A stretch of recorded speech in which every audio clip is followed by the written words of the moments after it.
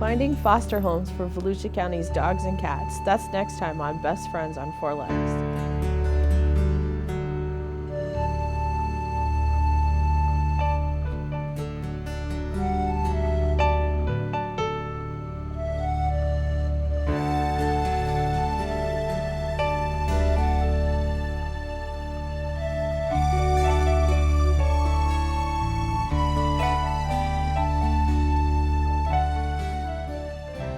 Hi, I'm Wendy Jackson, and this is Best Friends on Four Legs. Finding temporary foster homes for cats and dogs. That's the role of Halifax Humane Society's Adoption Ambassadors Program. My guests today are Adrian Gammon, Karen Morgan, and Lori Morgan with Halifax Humane Society, and they brought some special four-legged guests today, Clint, Kira, and Blake. Thanks to you ladies for joining me, and thank you for bringing some little friends here. We appreciate that. I want to first start out by saying that Halifax Humane Society is important to the city of Deltona because when our code enforcement officers collect animals on the streets and we don't know, if they have homes or not, we take them to Halifax, and Halifax checks them out and then helps us hopefully reunite them with their owners. But then if that's not possible, then you guys help us with an adoption program. Correct. So that's why Halifax is important, and that's why you guys are always here to share your programs with us. Today we're going to talk about the ambassador program. Adrian, tell me a little bit about what that means and what the program does. The program is part of the fosters. Basically, the foster will take the animal from the day that it comes in, will take care of it, find it a home. Oh, really? So are these animals that need special care, or how do you determine if an animal needs to be fostered? If they're underage, if they're orphans, don't have their mothers, and if they need bottle feeding. Some animals could be sick, just need some extra TLC because they're scared. So in that standpoint, we do put them in the foster program, and the fosters have an option whether to bring the animal back when it's ready for adoption and put it up for adoption at the shelter, or the ambassadors, they will keep the animal, find the animal a home, and do the adoption paperwork so the adopter never has to come to the shelter. So tell me a little bit about the Morgans and how they decided they were going to become ambassadors.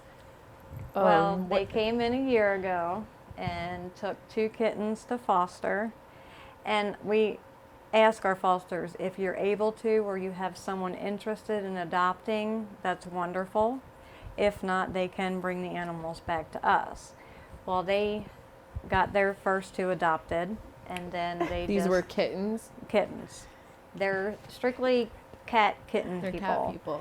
And then they just kept continuing, and then when we got the grant from the ASPCA for the Adoption Ambassador Program, they became our first 2 ambassadors, and by the end of the month they'll have approximately 60 cat/kittens adopted. Wow. In a year. So they're your record. Oh yeah. So tell me a little bit about this idea that you guys had, or how did you decide you wanted to do this? Well, we saw 2 kittens featured on Facebook from a friend of ours who also fosters, and she said they were at Halifax and they needed to be in a foster home as soon as possible because they were orphans. We said definitely, we kind of have a theme, we want to make a difference. There's so much negativity in the world right now or in the news, and we said, well, what can we do that really will make a difference? So we went down, we met Adrian, we took Max and Nico home, and kind of the rest is history after that. We just couldn't imagine not seeing them go into their forever home, so Right. That was our commitment to them. So it's different from like a typical adoptee program because it doesn't necessarily mean that these ladies have to keep these cats. It just Correct. means that they're temporarily finding. And you guys get them because they kind of obviously Carrot needed her bottle here, but that's because these. Tell me a little bit about these 3 that you brought today, I guess. They actually are from 3 different litters. Clint was in a kennel by himself. And we don't like that. We don't like anyone being alone. So How old was he, do you think, Adrian, when you got him? Like young? 4 weeks, 6 weeks? 4 to 6. 4 to 6 weeks. So he was eating on his own and everything. And Lori and Karen came up, and he was actually next to another kitten, which he was also alone. So they took both of them, and now they're best friends. Okay. And we have Clint. What's his story? This is Blake. Oh, sorry, Blake. I have Clint. And I'm not sure, was Blake with his mom? Blake or- and his brother, his twin brother Dalton, were with his mom, but they were underage. You know, they were small, and the shelter environment is not the best place for them to be. You know, as nursing kittens. So we took them home, which also in return opened up the cage so that if another animal in need came in, that cage would be available for them. So really, it's a wonderful process all the way across the board. So their mom Sadie has since weaned them. But we still have Sadie, Blake, and Dalton with us, and we're committed to make sure that all 3 of them find a forever home, not just the kittens, but also the adult cats. So we go to different events, we Facebook, we use whatever social media that we can find to make people aware of the need for both adult and kittens to be adopted.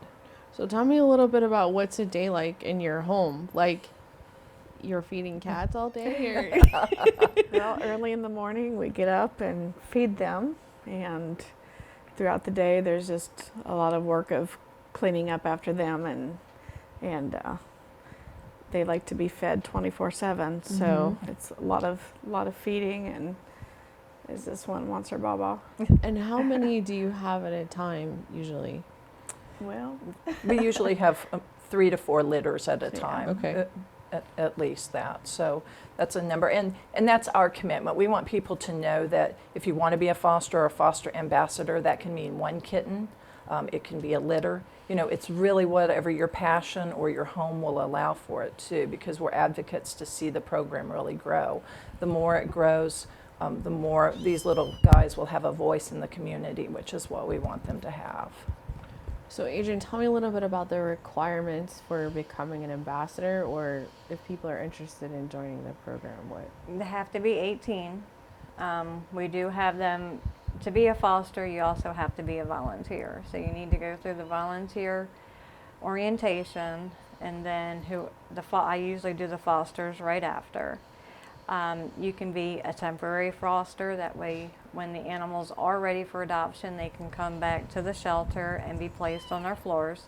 Or you can go and actually be the ambassador, where you would keep the animal, bring it in for surgery, take it back home, find it a home, do the paperwork, and collect the payment. So like I said, the adopters don't have to come to the shelter. So the volunteer program starts at Halifax, and you're the teacher, I'm assuming, or the instructor? No, I'm the foster transfer. Okay. I do that orientation. The volunteer manager will do the volunteer portion of it. And how many ambassadors do you have? Just a handful right now, but we want to expand. Right now it's mostly cats, but we do want to get adult dogs out into the ambassador homes. It does, if you empty 1 kennel, you can save up to 16 additional lives just on the 1 kennel. Wow. So the more we can get out into the community where they're being seen, because some people, they say it's heartbreaking to come to Right. the shelter. Yeah. And you have so many animals that need homes. So we're hoping this program, they go for a walk, they go to the park, and they will have an Adopt Me vest. And then the foster can say, well, if you like them, you can interact, and we can do the paperwork. So do you have some examples of like dogs that maybe you've placed, or? Karen and Lori did place one of our puppies, and then 2 boxer mix puppies were adopted through the ambassador program. And we're working on, And they were young, I'm assuming, or? yeah, they were puppies, but we do have an adult named Pearl who has been in foster for quite some time with an ambassador. Today is her last injection for her heartworm treatment. So she really needs a home. So we've been putting her on our Facebook and trying to get her adopted. I have one that's ready to go. It's like, let me out of here. What's the average time that an animal might stay in an ambassador's home? It depends on their age. Right now, if they're, they have moms with kittens that are just a few days old. So that could be, 8 to 12 weeks. Adult dogs, on the average, according to the ASPCA, is about 3 weeks. Gotcha. And the adoptions, you're saying that if they go ahead and find a forever home for an animal, do they even have to bring them back to Halifax, or they can do it all themselves? They can do everything themselves. They do come up for vaccinations and for surgery, but that would be it. So how soon do you place a pet in an ambassador's home after you make an assessment of their need, and then what's the time period between they can go to an ambassador home? Normally, if it's small kittens, we'll get them out right away. We do have a stray period that we are required to hold an animal. It's a 72-hour hold, but if they're special needs like kittens, orphans, moms with babies, we do get them out right away. But if the owner does come looking for them, we know where they are. So Lori and Karen, how do you think you've been so successful with the big turnover? 60, right? That you're... Yes. Well, we obviously started with a passion, but we have a lot of support. Through Halifax Humane Society, we receive the support that we need. And we also have, through the training classes that Adrian spoke about, we have a network of fosters now, and we'll Facebook each other, we'll text each other about different things that are going on. And we have great partnerships in the community as well. We attend a minimum of one event a week. Oh, wow. So we partner either with maybe some of the local pet stores. We also have transfer partners that rescues that, maybe they'll share an event with us as well. So it's a great partnership all the way across the board. So, and we've learned a lot in this last year, a lot. What does the grant provide, Adrian? It provided the financial portion that we needed to get the program up and running, the Adopt Me vest, the bandanas, creating all the manuals, leashes. They all say either Adopt Me, the leashes say Adopt Me, part of the Adoption Ambassador program.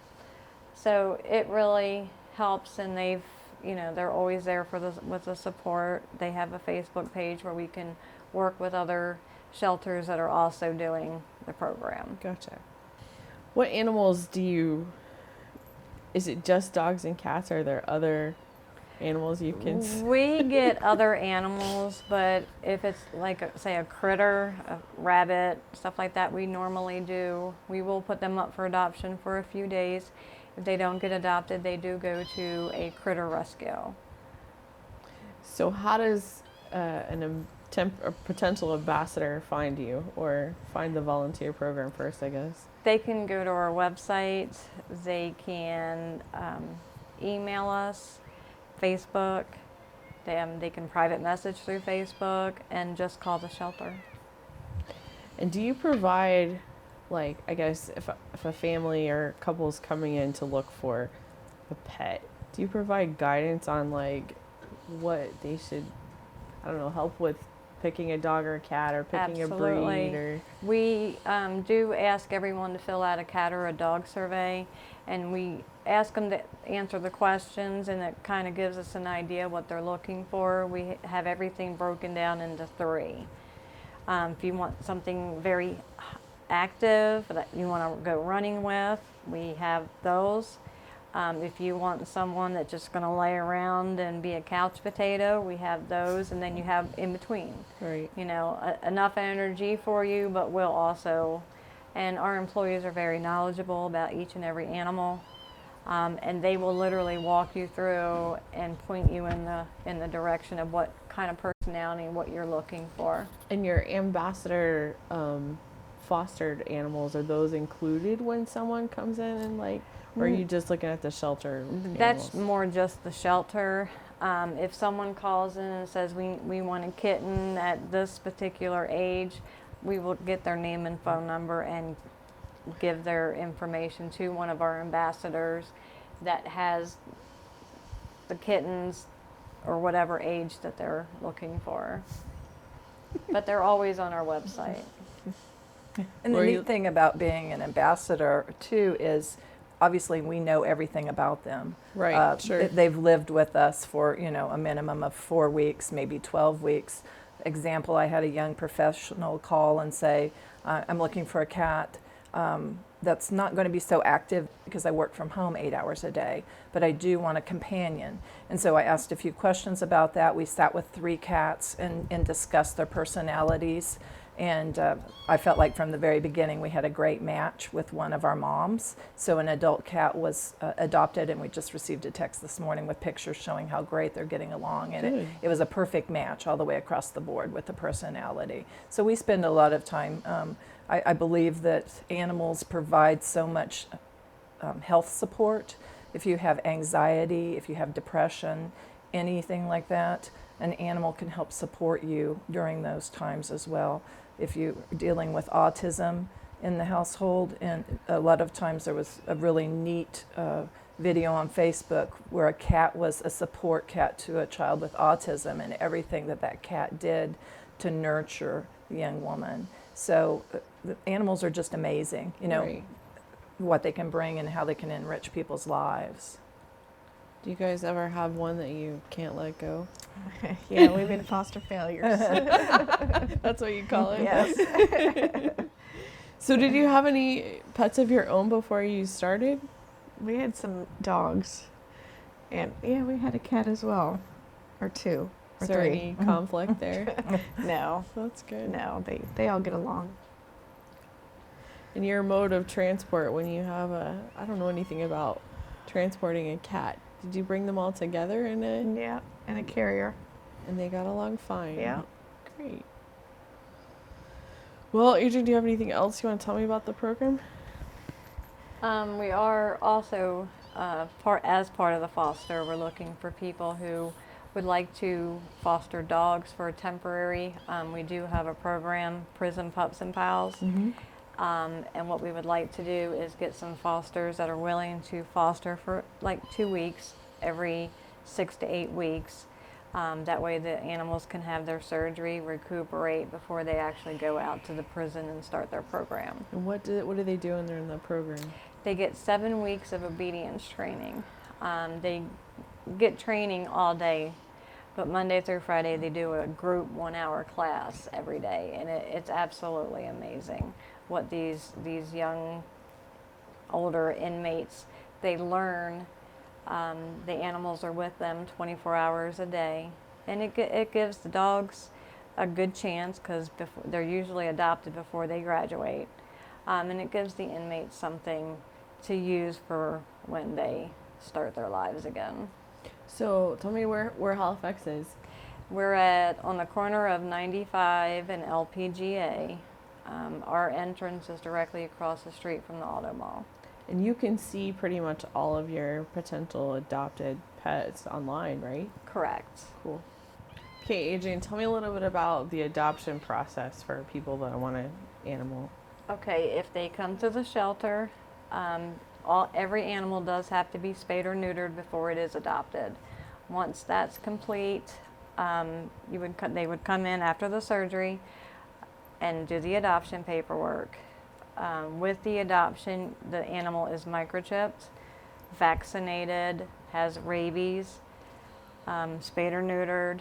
They get up to 45 days of pet insurance, which is health insurance for pets. They get a free visit with any local veterinarian on the list. The exam itself is covered. And then if they have any questions, they're always... So what's the fee? Like they're paying for the surgery? Cats and kittens are all $50, which includes everything. And then our dogs, most of them are at $70, but we do have a variable pricing. If we do have a more highly adoptable animal, we may put their price up a little higher to help us with all the animals that we do Right. take care of on a daily basis. Now, you have a spay or neuter program for residents that are just interested in surgery for an existing pet, right? Correct. You can take your privately owned animal to our Reddinger clinic with an appointment. It's very inexpensive. You can also get a microchip, full vaccinations for privately owned animals. Gotcha. Well, thanks you guys for joining me. This is Wendy Jackson, and this is another edition of Best Friends on Four Legs, and I hope you'll join us again next month.